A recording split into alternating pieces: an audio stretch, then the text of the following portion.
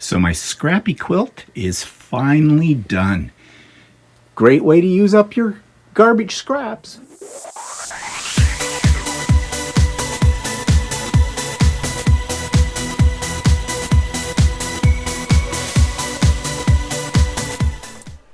Good morning, everybody. It's Stephen here for Bland Designs, and welcome to my weekly vlog for Monday, February the 1st, 2021. Hard to believe we're moving into the second month of the year, and it is day 327 of COVID. So let's jump right in, and behind me you can see my latest project, Wild and Loud. You've seen this before.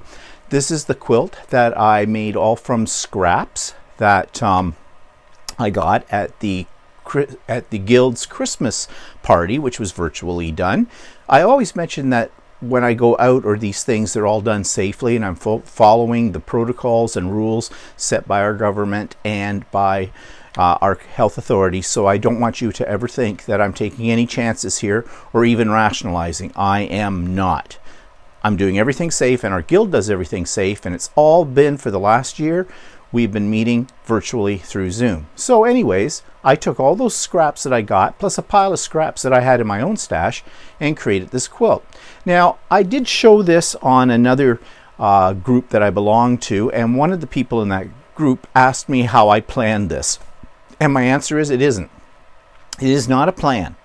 I know it might look like it has a pattern it's following, but it doesn't.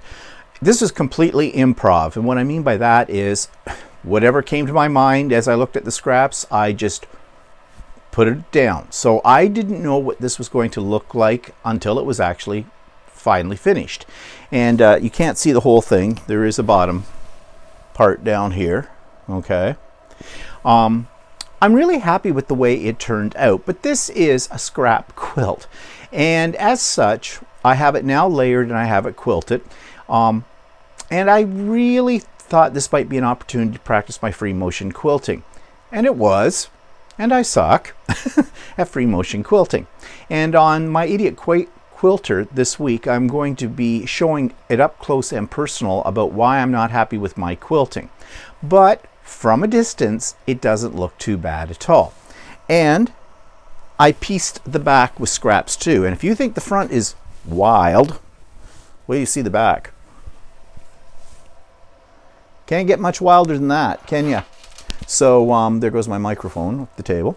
But yeah, it was just all strips that I had left over from, I think, one of my first jelly rolls that I ever bought.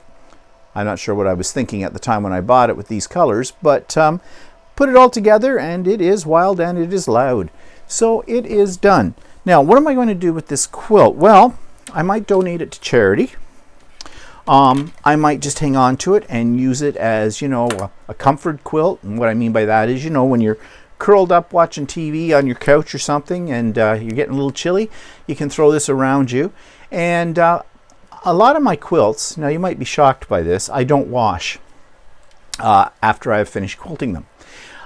That's basically I have a paranoia that the whole thing will fall apart. I have washed a couple of them. They have not fallen apart. They have been fine. I'm a little afraid if color will bleed, but you know, to date there's only been one fabric that I had bleed, and that was a fabric I used for backing, and it was black, and I was warned it probably would, so I had to wash it before I cut it into the pieces I wanted 3 times, and I used color catchers. But it's just me. But you know, my quilts are not being used. They're basically sitting on a quilt rack, folded up on a chair, laid out on the guest room bed. The only one I really use is the one that we have on our bed. And it has not yet been washed, and it's been there for 1.5 years, maybe going on 2. Now, before you think I'm a pig, okay, I am not. The reason that one has not yet been washed is that it's decorative. At night, before I go to bed, I just take it and fold it all up and put it at the very foot of the bed, so there's no body parts touching it or anything else. But I think one day I am going to finally have to break down and actually throw it in the machine. It should be okay. It should be okay. But anyways, so I've got this one, and if I decide, you know, I want to use it as a cuddle quilt, and if it gets junk on it, I'll toss it in the washing machine, and whatever happens, happens, because it's just a scrap quilt. Now, having said that, well, every quilt, it doesn't matter how much I think I'm going to hate it, I usually like it by the end, and I think that's because of the commitment of time you've put into it. So I still have a hard time giving my quilts up. And you've heard me say this before, and I'm still not there yet. But I'll get there. I'll get there. I think I just have to break the ice and just go, here, have a quilt. And that'll open up the floodgates, I guess. Okay, and by the way, probably in the background you can hear a bit of a like a fan rotating. I'm printing something on my printer, on the 3D printer, and so I'm sorry about that, but I'm working on a large project, which I'm going to talk about in a bit. So it's got to work in the background. Okay, so that takes us to Channel of the Week. This is one that's great for if you're a sewer, if you're a crafter, anybody really who's got a lot of junk. Okay, this is called the Crafty Organizer, and she is a professional organizer. I didn't know there could be such a thing, but apparently there can be. And, well, take a look at my review of this. This week's YouTube channel is one designed to help you get ahead of your stash. What I mean by that is, how do you organize all of your crafting tools? It doesn't matter whether you're a scrapbooker, card maker, quilter, sewer, whatever. We all have a big stash. So the Crafty Organizer shows you how to logically and efficiently organize your supplies so you can find them. I don't know about you, but there's been many times when I've bought duplicates because I didn't remember or I couldn't find something that I had bought previously. So the Crafty Organizer gives you a lot of tips. She is a professional organizer according to her bio, and this is her career. So she has some interesting tips and tricks. Now, personally, I question the whole thing about being a professional organizer and making a living of it, but that's because I do tend to be fairly well organized. But for those people out there who don't know where to begin, how to organize your stash, then I think this has a lot of really good tips and ideas. So check out the Crafty Organizer. So the link for the Crafty Organizer is in my show notes. There is a link for Stephen and Walter Live, and just a note about Stephen and Walter Live this week. We decided to try something different in terms of the technology we're using. Usually when we do a Stephen and Walter Live, we do it with my iPhone, and the iPhone is up on a pedestal. It's on a stand. And it's actually, the last few times I've been using my ring light with that because, well, we've been looking at the quality of those videos, and for some reason, they come out a little like with a haze on them. Now, last week we had a lot of problems because, and that had to do with the internet connection. For some reason, it was just running really slow that day, so we kind of went in and out of focus and kind of blurry and pixely at times and everything. But this week, that was not our problem. This week, we think we have it narrowed down to lighting. There's like a haze. Now, we thought maybe the lens was dirty, but it's not. We wiped it off in previous weeks. So Walter came up with the idea, well, why don't we just do it from the laptop? Well, yeah. The reason I haven't been using the laptop is because back a while ago, and it's been quite a while ago, I tried to do a live with my laptop, and for some reason YouTube would not cooperate with a laptop. It seemed to cooperate with an iPhone, but not the laptop, without having to do some third-party programs into that. And so I never went back to it. So I revisited it the other day, and whoa, okay, YouTube has changed things, and it works. Which is kind of nice, being able to use the laptop, because it's easier for setting things up. So you will find that on the first 5 minutes, maybe less than that actually, maybe the first 3 minutes of Stephen and Walter Live is in silence. Our lips are moving, but nothing's coming out because the microphone wasn't working properly. But I solved that problem, and we went on with it. Now, we did play around with the positioning of the camera. This time we're using a 1080p webcam, a Logitech one, as opposed to our phone. And it seems to give a fairly clear picture, but we're still having this problem with lighting. And my theory is there's too much natural light streaming in onto us when we do this in the kitchen. We always do it from our kitchen. And we have a lot of reflective surfaces. And that seems to be bouncing around and playing havoc with us. You'll see that there's a fog. We talk about that. A fog looks like across my shirt. Well, we figured out that's the natural light coming through the windows that are there. And even though there's blinds on those windows, it's still very intense in the afternoon because it is a western exposure. So we think that's what the problem is. So next week, we're going to change location. We're going to do it from my sewing room, mainly because my sewing room is already hooked up to be able to do these things. So there's not a lot of moving around of equipment and things like that. It's not as nice a looking area, but I'll throw up a quilt behind us and we'll be fine. Kind of a thing. We're going to try that and see how that works. So please bear with us as we, fool around with the technology. Yes, you would think that after all these number of years that I've been doing all this kind of stuff, I'd have this down pat. Well, I don't. And I'm too cheap to go out and buy a really, really decent camera for all this and the equipment you need. And also, I'm not interested in learning that, okay? As you know, when I make these videos and things like that, this is not my livelihood. I do it as a hobby. It's fun. I like talking to you. If I have to get into a lot of heavy equipment and a lot of heavy editing and all that kind of stuff that will consume my time, then there's no point in doing it. Other people, they use it as a supplement, in some cases, their full income as well. I don't make enough from this, and you've heard me talk about that before. So that's what happened on Stephen and Walter this week in terms of technology. So please bear with us. We're working on it, and we will get better, I hope.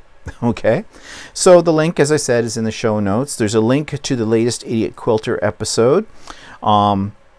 There's a link to this week's podcast I'm going to talk about, and there's a link to a group that has to do with 3D printing, and I'm going to talk about that a little later on as well. So everything is there.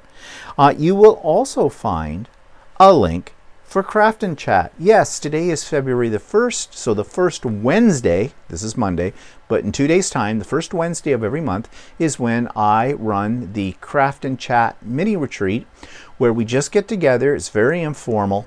It's via Zoom. The link is here in the show notes for that Zoom connection. And for a couple of hours or so, we just talk and work on whatever projects we're working on, and it doesn't matter what you're working on. It can be a paper craft, it can be scrapbooking, card making, painting, it can be sewing of some sort, quilting, knitting, crochet, anything. It's just a time for you to get away from what's happening out there. We have no politics. We have no discussion of COVID, nothing like that. We're just a bunch of friends getting together, doing what we love to do, and chatting as we do it. So I hope you can join us. There's my regular crew, but please don't let that intimidate you. Anybody's welcome. We love everybody to join us, and that'll be at 1 p.m. on Wednesday, February the 3rd, Eastern Standard Time, 1 p.m. Eastern Standard Time. So the Zoom link for that is in the show notes, so you can check it out there.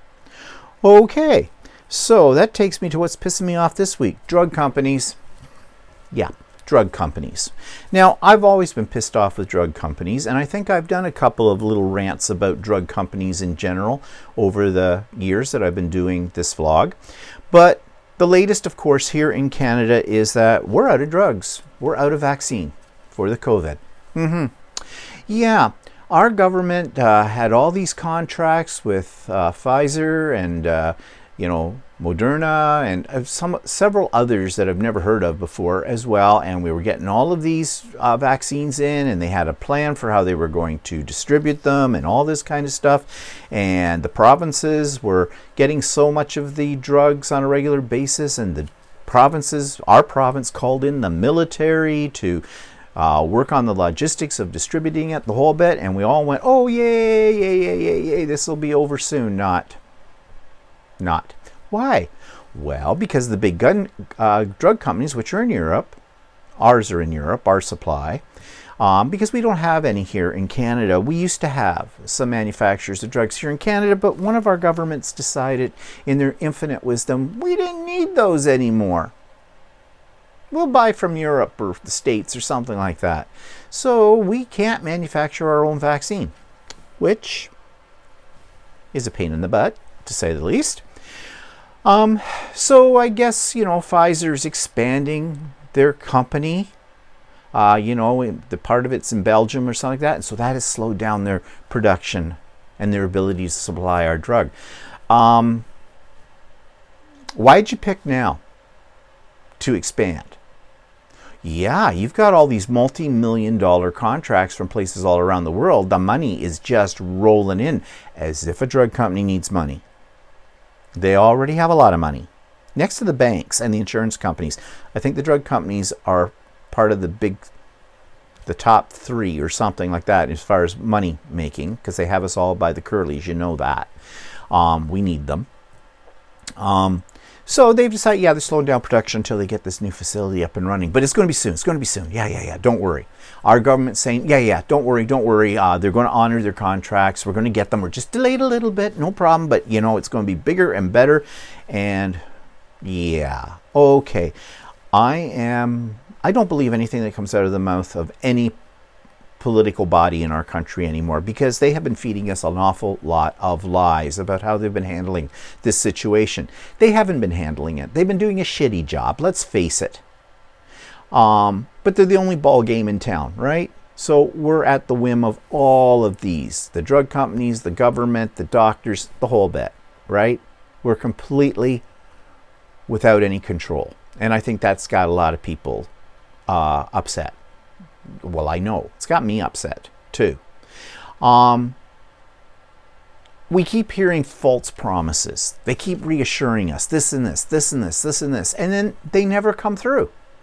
So typical politics, right? They make you promises, but they never follow through on them. But the drug companies, back to them, are assholes. There's only one reason why these drug companies have worked on and found a vaccine for COVID.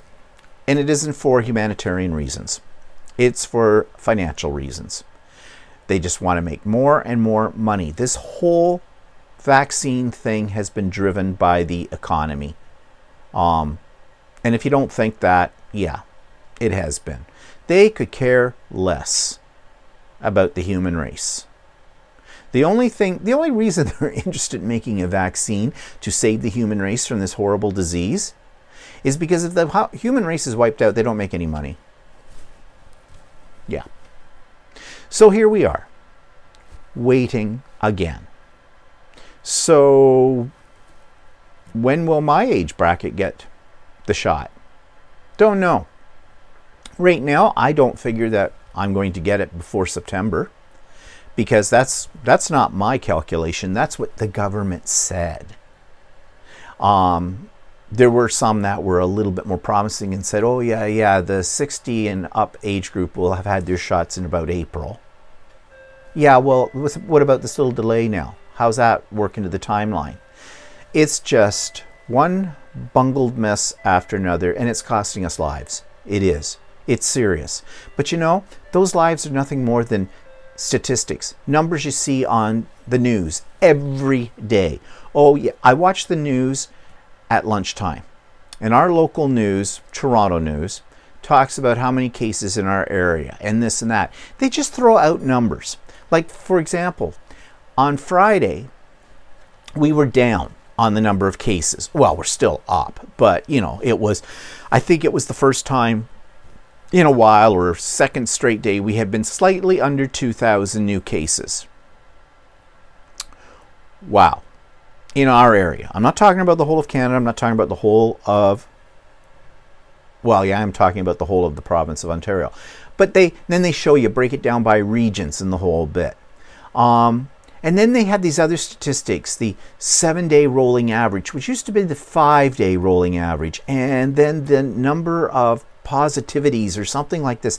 Stats, statistics. Well, anybody who's ever studied statistics or taken a math class in high school know that numbers can be manipulated to prove just about anything anybody wants them to prove. And that's what they're doing with these numbers. Now, I know today our cases will be up. It was the weekend.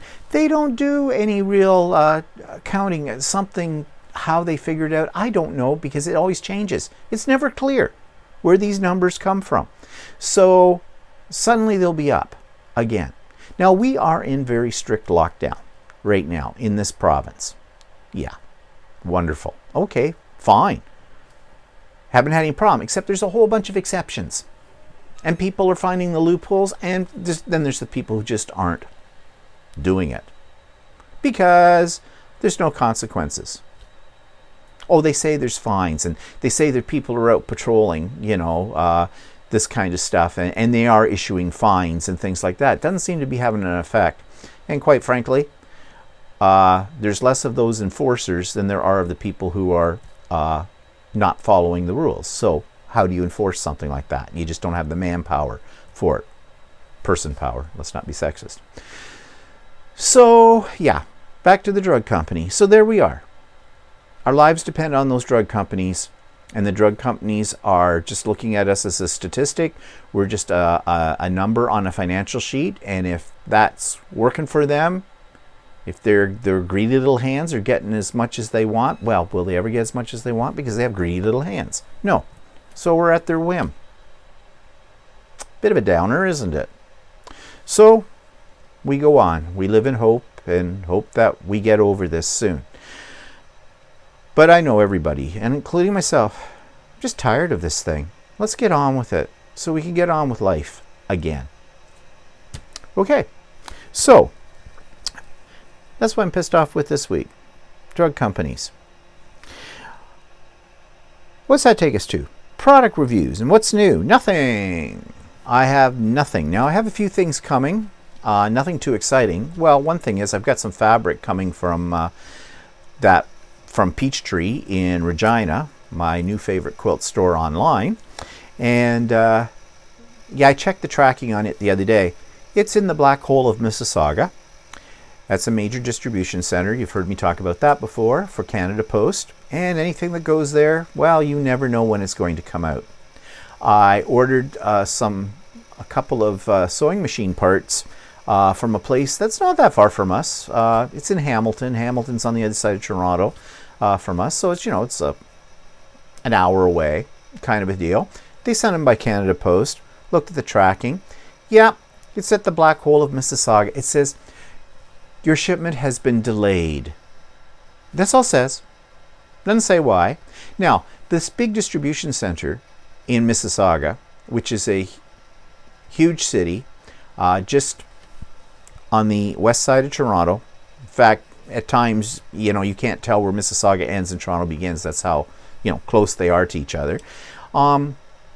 They just had a huge outbreak on one of their shifts of COVID. So they have a whole bunch of employees, a whole shift worth, who are now in quarantine. And that's why things are getting slowed down. No. Yeah, sure, that contributes to it, but no, that's not why it's slowing down. Because they've been using the excuse of COVID since COVID started. That's just Canada Post. There's a reason they call it snail mail. It is horribly run organization. It is not efficient. And the thing is, we pay for it. Like our postal prices keep going up all the time. I mean, it costs you now $1 to send a simple letter. And believe me, you want to make it simple. It's got to be in a little envelope. It can't weigh more than a feather, because as soon as it's slightly bigger or weighs slightly more, price goes way up. Way up. I mean, you can get their expedited service, which you pay more for and supposed to get there faster, like in 2 to 3 days. No.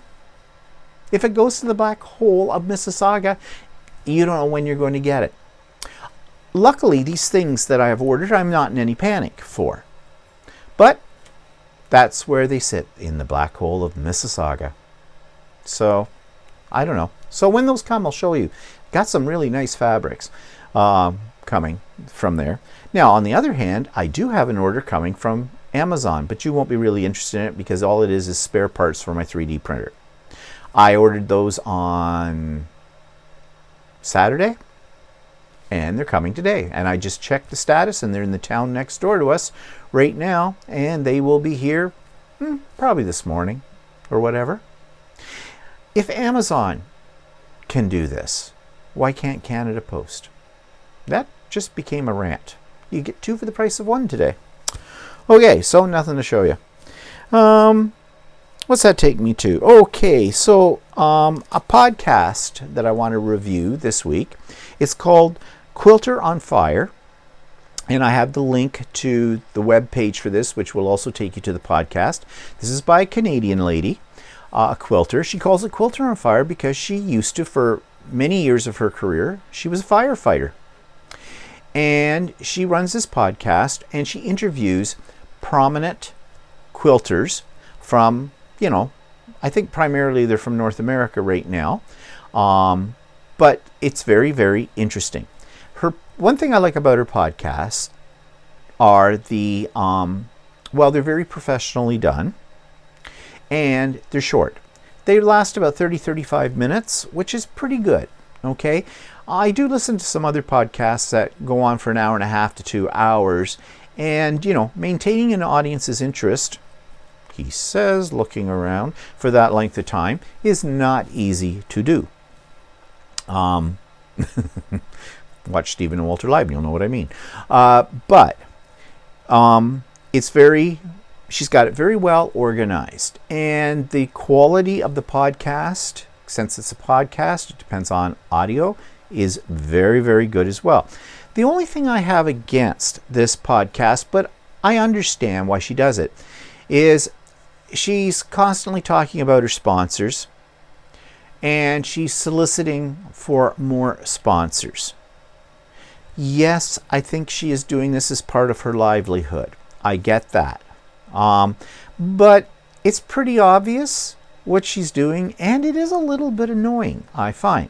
Now, having said that, she does offer a giveaway with each show, but again, it is a self-promoting giveaway, because in order to get into the giveaway, you've got to make a comment on her YouTube channel. You got to make a comment in the podcast. You have to go to Facebook and say something about her. You got to go to Instagram and do something, things like this, and they get you points. Okay.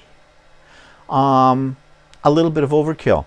Needless to say, I never enter the contests because I'm not wasting my time by doing all that kind of stuff. Maybe, that's probably just me. Other people, they might be interested. I mean, they're nice prizes she's giving. They're not cheap things. But anyways, that sounds like I'm being more negative than positive about her, and I'm not. I'm very positive about her. In fact, I have sort of met her virtually because she came and she spoke and did a little workshop with us that belonged to the Quilter's Way, which is a membership site I belong to. You've heard me talk about before. I bought her pattern. I don't know if she has more than one pattern out there now or not, but it's the one with the, I don't know if you remember from previous ones, it's got the giant maple leaf kind of a thing on it, stylized.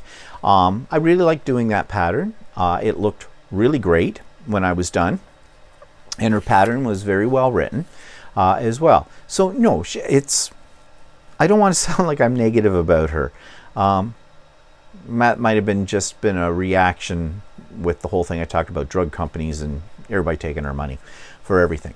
But no, it's well worth listening to. So you can find her if you listen to your podcasts on iTunes. Just go in and do a search on the Apple Store for I think it's The Quilter on Fire, either that or Quilter on Fire, and you should be able to find it. But I've got the link to her web page, which also talks a little bit more about her and about what she's doing, and also will probably have a link in there to the podcast as well. So check it out. Okay. What's that take us to? Checking my notes here. Oh yeah, the 3D corner. So what have I been making? What have I been learning about the 3D? For those of you that aren't interested in this part, just fast forward me beyond this. So I've been trying to design a card box. A box, I used to make cards. I've got a whole pile of cards that I've made. And I had this idea that I would make some cards featuring my quilts, because I take pictures of my quilts and I can easily make those into fronts of cards and do some things with them graphically with that kind of thing. And I thought it'd be nice to print a little box that could hold these cards. And it's sort of on the line of that box that I'm working on right now in that I've been showing, the 3D printed album box, kind of on that line of thing. I have printed out several different designs and none of them I like. Nothing seems to be working. My biggest problem is getting the dimensions right. You'd think that would be easy, wouldn't you? And it should be, but it's not for me. I don't know why that is. I measure things, I put them into 3D printer program and the whole bit, and then they're either too big or too small. So I'm still working on that. In the meantime, though, I've moved on to, I did do this, and I think I showed this to you last week, but here's what it looks like now that it's finished. This, I 3D printed the box. I then covered it in this steampunky sort of tissue paper, and I added some embellishments to it. This Tim Holtz word band, and then some, you know, little keys, and that made it look sort of steampunky. And this is now where I'm keeping my ATCs. And you see I have little dividers that I made for it as well. And this will hold quite a few, as you can see. So as my ladies make more of these, and they send them to me because they always do, that's my ladies from my art journaling group, they're going to go in this box now because I've run out of wall space to display them. So, and here you can just flip through, and like I said before about ATCs, the ones I get, I don't make them, but they are inspiring. And you know, sometimes if I've got a complete mental block in my creative mojo, I just go through these and check it all out, and I get ideas. So that's what I've made with the 3D printer for that. I'm also working on things that look like this. Now you're going to say, what is this? This is a little thing for holding your spools of embroidery thread. Now, they just fit in these little circles. But when I do embroidery, I devised a little system. I took one of those plastic project boxes and took sheets of cardstock, put them on my Cricut, cut out holes similar to this, and stuck it to the bottom of the box on the inside. And then when I'm doing a project, I pull up all my threads first, I put them in the order that I'm going to be using them in, and there they sit. And oftentimes when you're doing an embroidery project, you have to go back to another color and things like that. It just keeps things very organized because I like to be organized. Well, I saw the design for this. Actually, it was bigger. It was about this long, so it had about 5 or 6 holes in it, and it had numbers. And you can use that to, it was meant to organize your embroidery threads. And it holds my Floriani very nicely. But the problem is the bed of my 3D printer that I have is too small to do the full-size version. But they had put in this version that has only 2 holes. So I'm printing a whole bunch of these. And my idea is that I'll get a piece of chipboard. Actually, I have it already. And I'd show it to you, except I'll knock everything off because nothing's glued down yet. But I'm going to glue these all to the surface of that. So it's all one piece. And then I can use it to organize my threads by my sewing machine. So when I'm doing embroidery, I just reach for that and put it back. Anyways, but these take a while to make. Of course, anything 3D printed, as you know, do. These are taking about 3.5 hours a piece to make, so I can get about 3 made in a day. I've got 6 made right now. I've got a 7th one on there, and then I just need 3 more, and then I'll be able to hold 30 spools of my Floriani thread. And in most cases, that will be enough to handle most designs in color. So that's what I'm working on there. I know, exciting, isn't it? Only people who 3D print really appreciate this kind of stuff, okay? I saw a comic the other day. One of the ladies in my art journaling group put it up on Facebook for me because she knew I'd appreciate it. And there's two people standing in front of what looks like a printer, and on the front of it says 3D printer. And there's a paper tray, and on the paper that's come out of the 3D printer, there are 3 capital D's printed across it. And one person says to the other, "I think you got ripped off." Do you get the joke? 3D printer, like in printed 3 Ds kind of a thing. And I thought, yeah, that's kind of funny. Because really, 3D printing, it's a toy. You've heard me say that before. I'm constantly experimenting. Now, the other day, I went on and just did some exploring around for interesting items, and I found some really cool 3D prints. One of them takes over 2 days to do, and you know, I just did that Shakespeare that took like 3.5 days to do. I'm a little loath to do something that takes that long, but I may do that anyways. I'm having fun with it. That's all that matters, okay? I'm a big boy with a big toy, and I like to play. So, shoot me. Oh, and speaking of play, okay. I have a box full of 3D prints that didn't complete or had a problem with them, and I'm kind of loath to throw things out like that because I'm thinking, hey, maybe I could do something with that someday.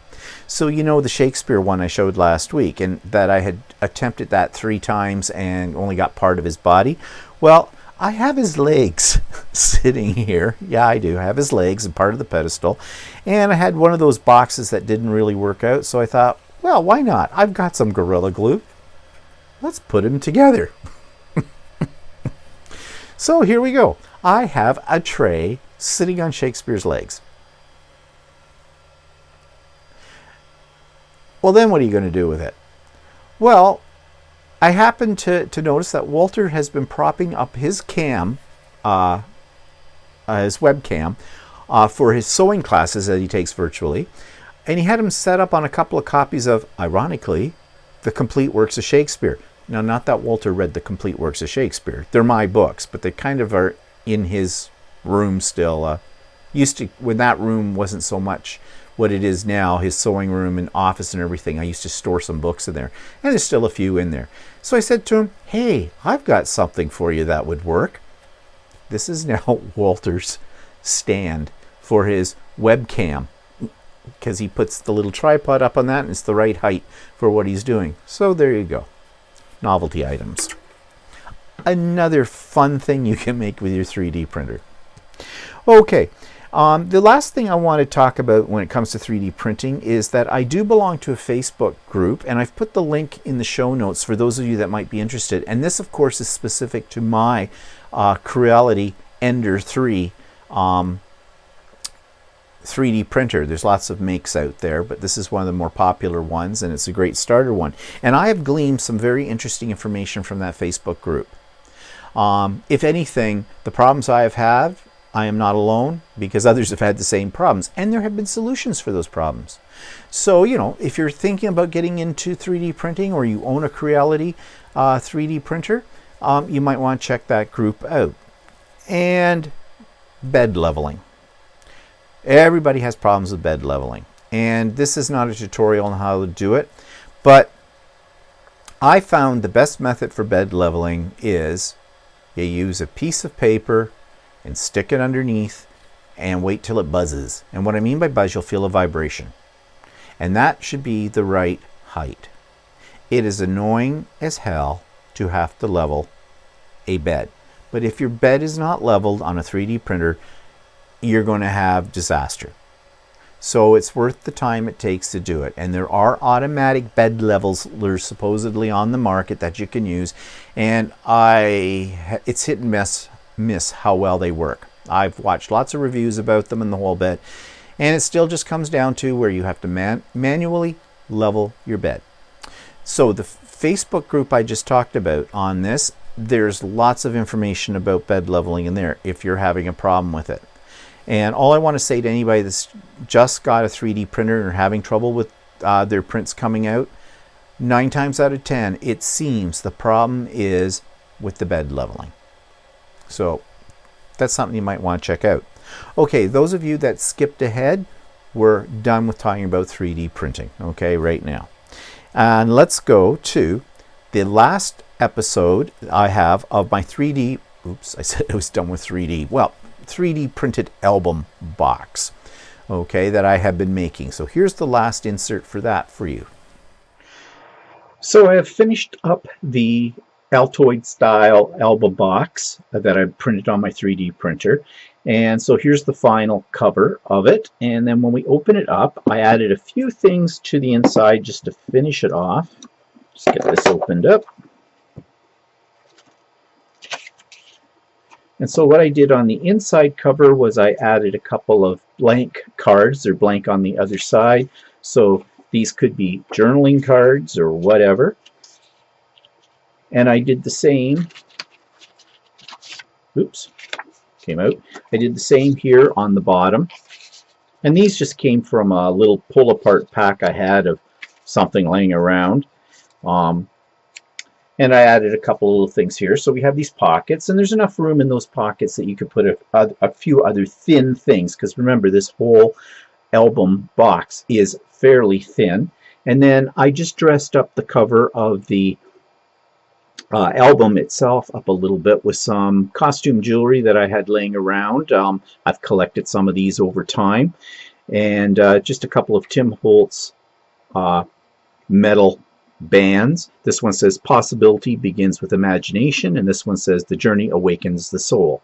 So that's all done now. And so there I managed to mix I put together my world of 3D printing with my world of mixed media and album making to create this little tin. And it's all done. Okay, so now I'm without a project. So I'm going to have to think about that and see what I want to do. Lately I've been having a bit of difficulty getting myself into my quilting. I don't know why, but I have been. So maybe what I need to do is get into a little bit more, do some paper crafting. Maybe I could find something I haven't done for a long time in paper crafting, and maybe that will spark me into, you know, getting up to full speed again with my quilting. I don't know. So there is a possibility there will not be a little excerpt next week for, you know, for a project that I'm working on. I don't know yet. We'll see. Okay. So, events in the past week. Update on my mother. Well, I told you last week that my mother had fallen, and they told me she hadn't really hurt herself or anything. She was fine. They were monitoring it. So, after last week's vlog, the next day on the Tuesday, I had my FaceTime call with my mother. And I do this now every Tuesday. And, you know, I use the FaceTime connection because I just find it's better. So, she came on, and I just about hit the floor. Her face. She had 2 black eyes, a huge yellow bruise up here on her forehead. She looked like crap. And I said to her, "Mom, you really did do a face plant." "Well, yeah, I did." I said, "Are you feeling okay?" "Oh, yeah, doesn't hurt." It was bad. It was really bad. She obviously, when she fell out of her chair, she just went right down and she just hit face first on that floor. She could have broken her nose. She could have broken, you know, bones in her face or whatever. And thank God she did not. And I said to her, "Mom, you can't be doing this." And I tried to scare her a little bit. I says, "Mom, this could have been a lot worse. If you had broken something where you had to be sent to the hospital, that's a death sentence, Mom. Right now, going into the hospital at any time is not a good thing for someone her age, for anybody for that matter. But going in right now with COVID and the whole bit, that's a death sentence." Well, I suppose. It really did scare me that this had happened. Now, we talked about this on Stephen and Walter Live yesterday, and people gave some helpful suggestions, but like one of them was, well, you know, there's seat belts in those wheelchairs. You should have that on. Yeah, I mentioned that a long time ago. The help don't want her to have it. But one, it's a form of restraint. And there are laws now here in our area about restraining people. And so they consider that a restraint. Two, the nursing staff there said that even with the belt, if she decided to reach out from her wheelchair like she did for that popcorn, there's a possibility that she could flip that wheelchair on top of her. And that would be even worse. So no, that's not going to happen. The best way to prevent her falling from the chair is for her not to be reaching for things. And that's up to her. And she's going to do it again and again. And I keep telling her, and I will keep telling her, stay in your chair. Don't be reaching for things. The help will get it for you. Don't worry about it. But anyways, when I was having this FaceTime with her, I took a screenshot of her and I sent it to my sister via text, because my sister does FaceTime with her as well. And my sister knew she had fallen, but she had not yet seen the condition. And excuse me, I'm sneezing. So I didn't want my sister to suddenly go into shock. So I sent her the picture and I says, okay, this is what the results of Mom's fall. I thought I'd send it to you in advance because it is kind of scary. And my sister's reaction was, oh my God.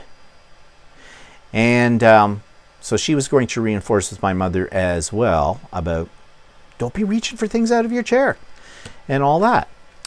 On the flip side of this, the good side, they were doing the FaceTime this time from her actual room. They don't usually. The reason is, they told me, is because the Wi-Fi connection in her room isn't as good. So they usually take her out of her room into another area of the home and where they have a better connection.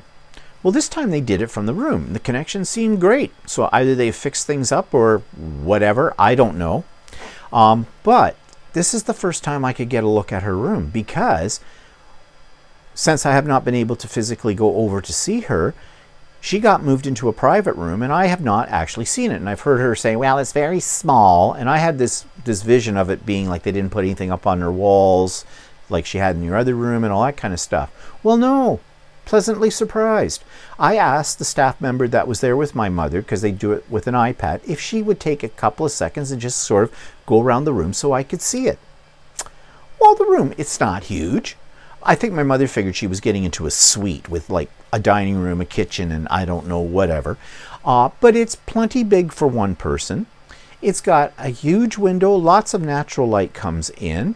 They have everything set up for her. It looked very nice. Her things are on the walls, her TV set's all set up.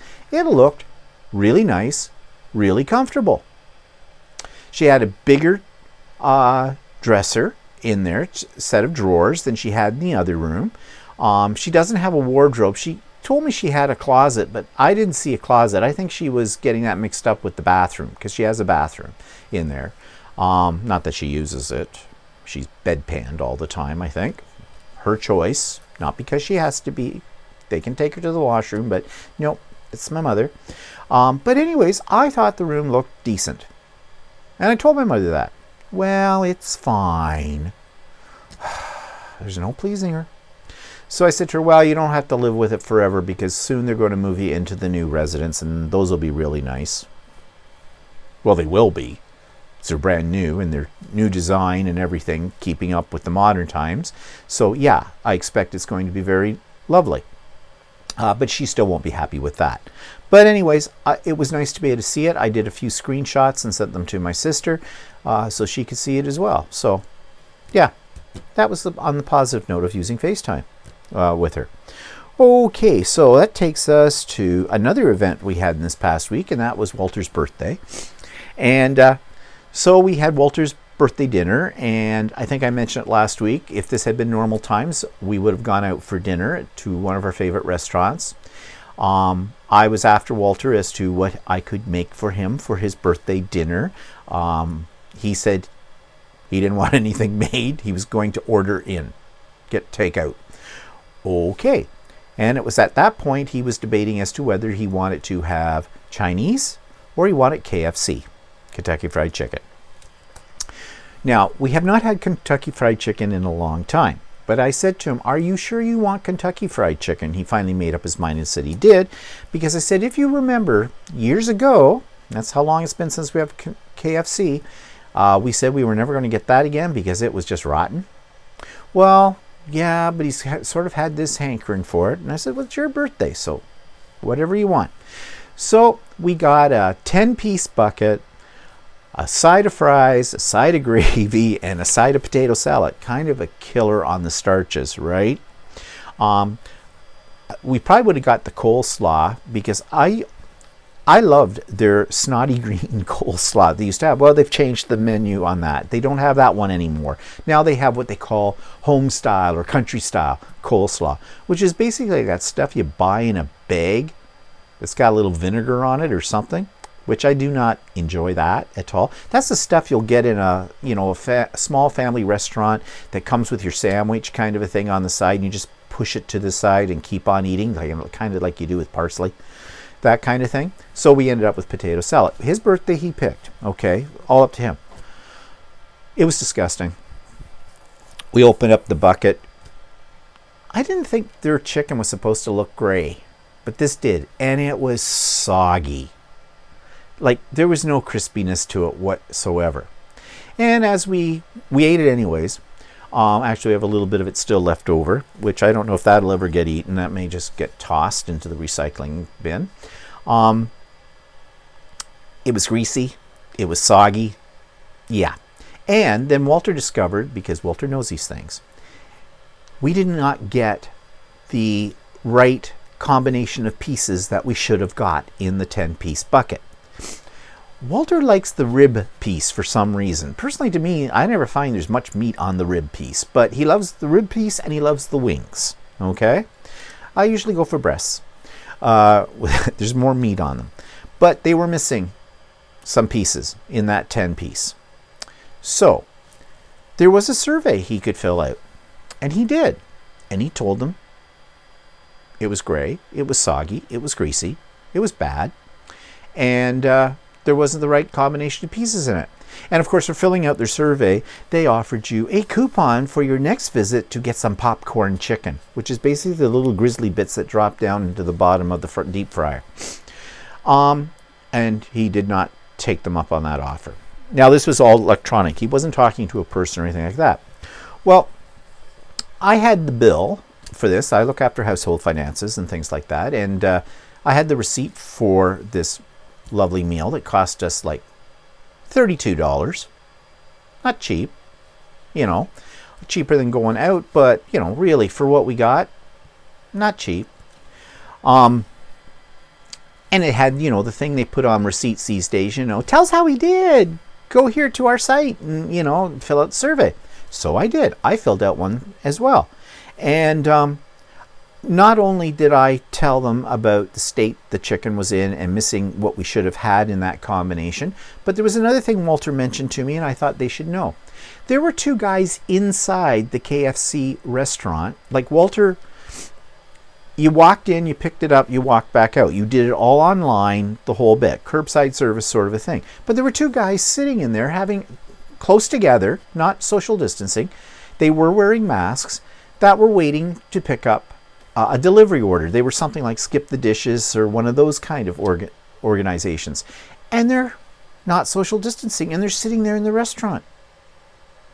So I don't think that's really doing what we've been told we are supposed to do or can do, and this kind of stuff. So I put that in too. At the very end of the survey, they asked, do you want to be contacted by a representative? And I said, yes. They've got my email address, they've got my cell phone number. Do you think I'll ever hear from them? Oh no, that's not going to happen. And even if I do hear from them, I'm going to get paid lip service and go, well, we're so sorry, sir, that your experience wasn't pleasant or whatever. And for taking the time to let us know, we'll be working on this. Here's a coupon for some popcorn chicken. And I will say, no, you can have your coupon. I will not be coming back to KFC. So, I don't know what the KFCs are like in your area, if you even go with it. People on, I was talking about this yesterday in Stephen and Walter Live, and people there were talking about where they get their fried chicken from, different places. And, you know, I think we'll just stick with Swiss Chalet from here on in. We could have gone to Popeyes. I've had Popeyes chicken before, and actually I prefer it over KFC. But the problem with Popeyes was they didn't have their menu online. You couldn't order online.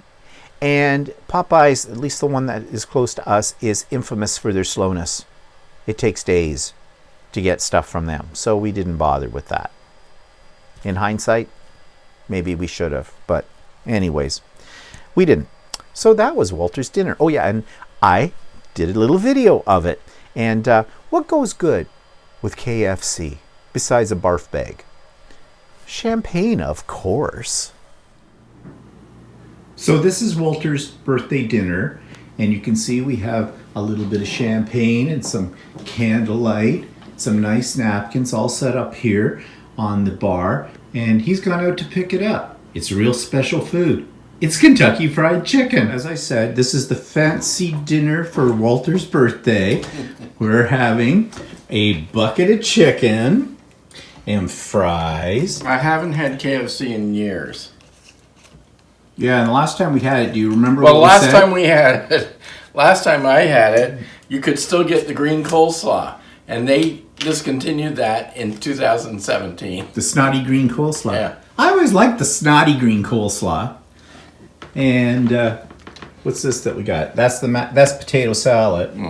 And that. So, yes, and we got gravy. Don't forget the gravy. So, this is what Walter wanted for his dinner for his birthday. It's either that or Chinese. Yeah, well, it should be. We've had Chinese before. Yes, we have. And so, this is fancy. Oh, there we go. The popped off the cork. A fine champagne with KFC. So, yeah. That was an exciting evening. Did you notice I had little candles there? Trying to set the mood. The KFC took that mood right out the window. Okay, so what else did this week happen? Well, I had a guild executive meeting, and you know I'm the secretary of the guild.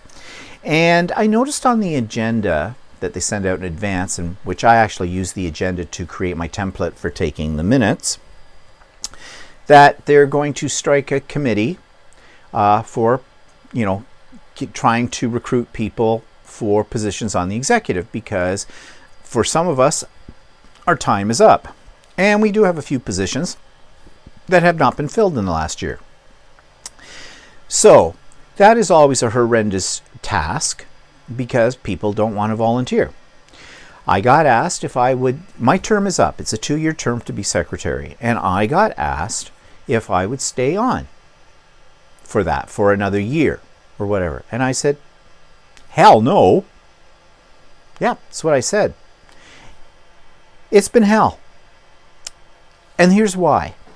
Well, first of all, I didn't get into it with them on the guild. Why I'm not taking, I just said, no, I'm not. And we have about 5 or 6 positions that need to be filled. God help them. The secretary's job is a thankless job. They have made it very difficult. They treat me like I'm a servant. There's a couple of people on the executive who are control freaks. And I don't like working with control freaks. And they basically treat me like I'm married to them and how they would treat their husband. I'm not going to be treated like that. That's so wrong on so many levels as far as I'm concerned. So, I did not say that. I just said no. Well, heaven help whoever they get, if they find somebody. Well, they're going to have to find somebody. They need a secretary. But there is one member on the executive who's one of the control freak ones. I'm sure that person would just take it on until they found somebody as well, because this is one of those kind of person that does everything. And really, that's what bugs me, because I'm getting told all the time how to do my job. I'm not an amateur. Okay, I've been a secretary for various organizations over the course of my life and done this many, many times over. So I kind of know what I'm doing. So don't treat me like I'm an idiot, because that's what they do. So anyways, they're going to have a big job on this. During the meeting, though, this is something. You're going to think I'm a little catty, but let me explain.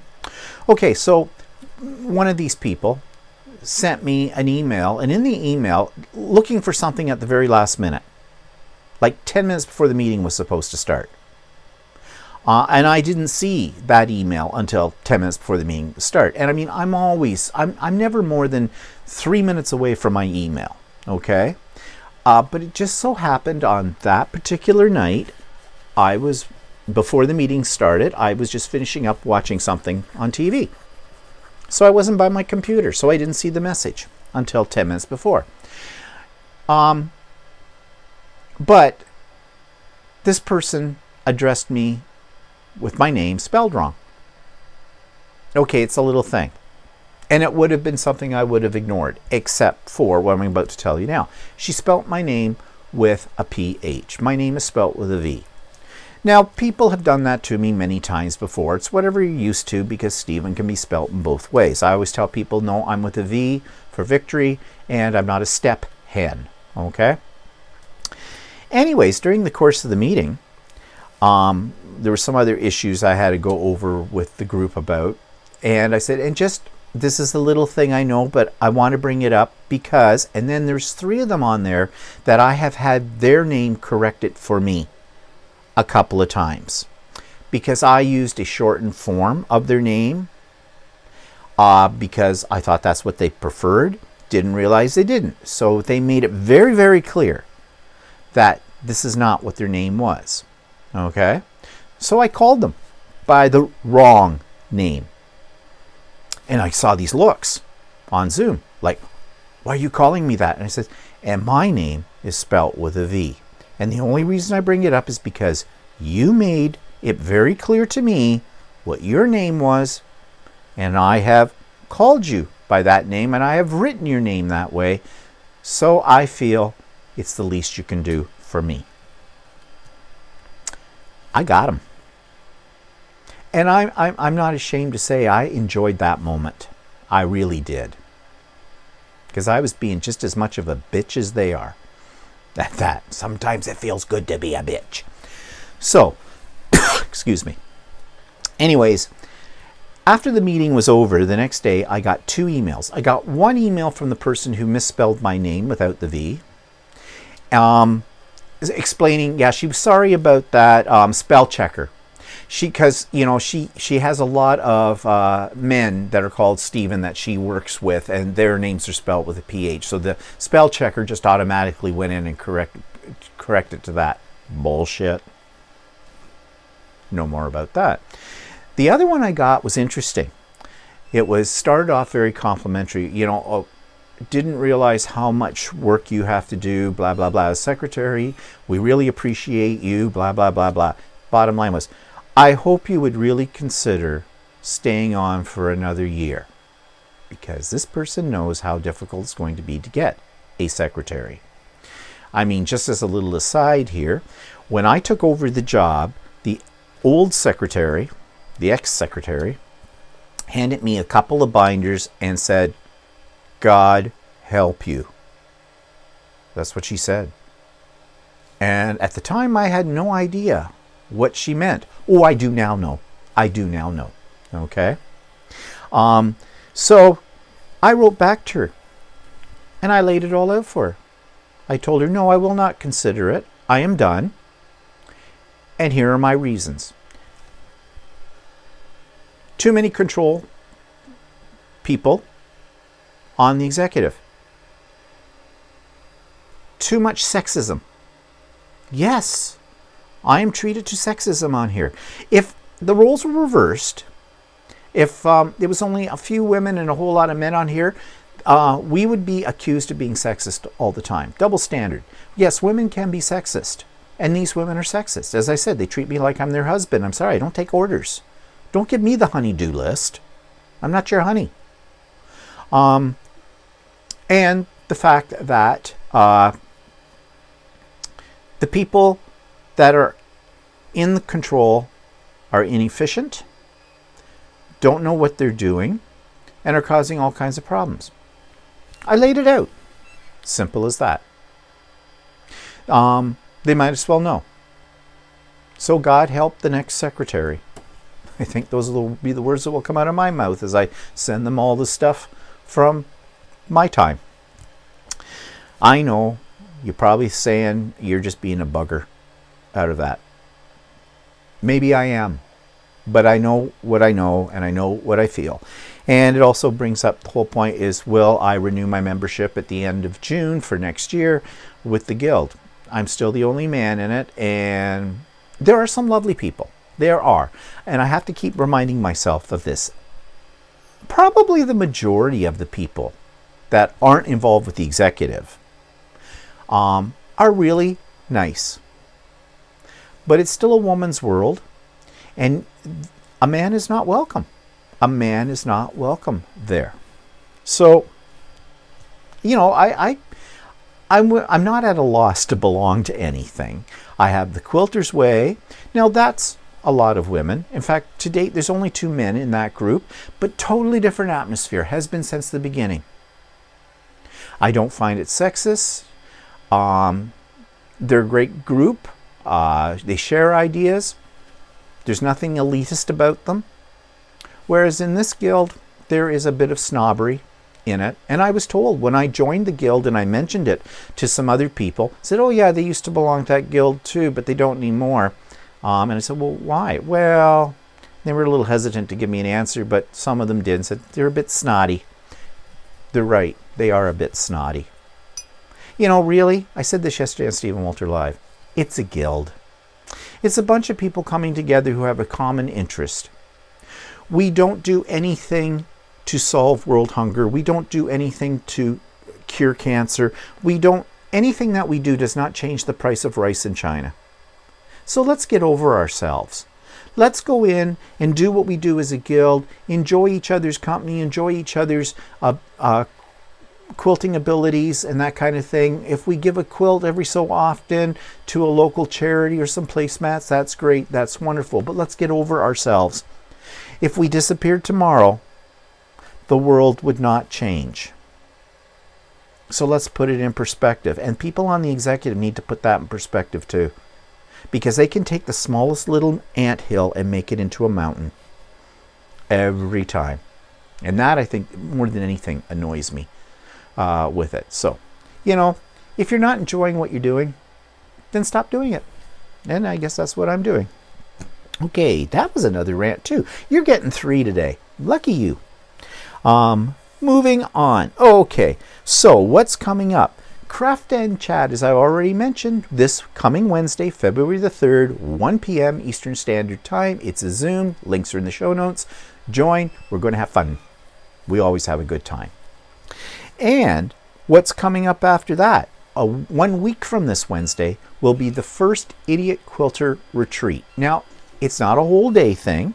It'll only be a few hours, and it's probably going to be very much like a Craft and Chat, except I am focusing more on this is for people who quilt or sew or knit or do crochet. Doesn't mean, though, if you don't do any of those things and you still want to join in and work on whatever you're working on, you can. I certainly will not turn anybody away. All are welcome. But we'll see how this goes. I have some ideas for the Idiot Quilter Retreat to make it into something a little bit bigger. Possibly organizing this, depending on how this one goes and maybe future ones, developing it into a full day virtual retreat. And, you know, things on there where maybe I can find people to be guest speakers. Maybe I can do some demos or get some other people to do some demos. Things like that. That's in the future, and I don't know yet, but I'm starting off with this one little thing, and we'll see if I can make it grow from there. And it will depend on how many people I get and what they would like to see happen and that kind of thing. So really, 2 things coming up. Craft and Chat this week, the Idiot Quilter Retreat the week after. And there will be links for the Idiot Quilter in the show notes, but not this week. They will be in next week's vlog. They possibly will be in Stephen and Walter Live on Sunday as well, and in my next Idiot Quilter as well. So that's the week, I guess. Nothing else to talk about. I just want to thank everybody. I don't think I do this enough. I've been getting more and more comments on the videos, on the vlog, on Stephen Walter Live, and on the Idiot Quilter. I appreciate your comments. I try to answer every comment that I can. I might miss a few, or some of them might be something where, you know, you've just said thank you and I've given you a little heart or something like that, because I do appreciate your comments. I do appreciate your support, because after all, if I didn't have an audience, I'd be just talking to myself. So I do thank you for that. Okay, so stay healthy, stay happy, stay in, and we'll see you next week. Bye-bye for now.